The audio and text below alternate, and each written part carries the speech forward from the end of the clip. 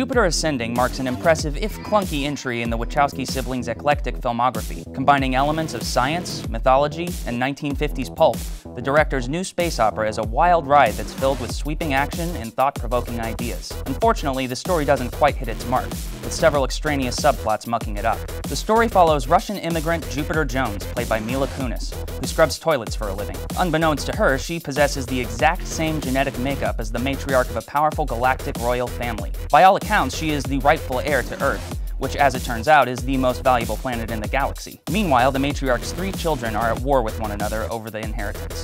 Soon, the eldest son, Belem, sends his minions to assassinate Jupiter. However, a genetically spliced ex-military hunter named Kane, played by Channing Tatum, arrives on Earth to rescue her. This sets Jupiter on a path to learning about her destiny and the very origins of humanity itself. Essentially, Kunis is our link to the film's intergalactic conflict, and the actress does a good job of playing the audience surrogate. Tatum's character, on the other hand, represents a faction of humans spliced with animal genes.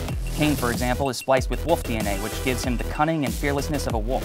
Suffice to say, this makes the ensemble cast look interesting, even if they're sometimes reduced to the sum of their parts. That said, Jupiter Ascending is nothing if not ambitious, and the world building here is top-notch. It feels both plausible and mythic, drawing on science, folklore, and religion to create a multi-layered domain.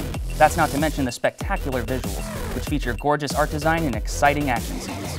Sadly, the story is where the movie starts to fall apart.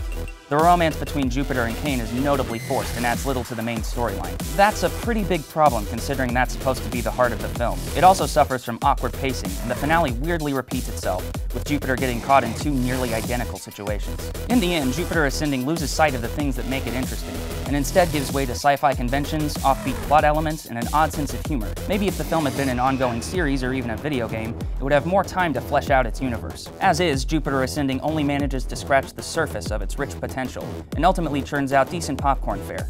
For more reviews, stay on IGN.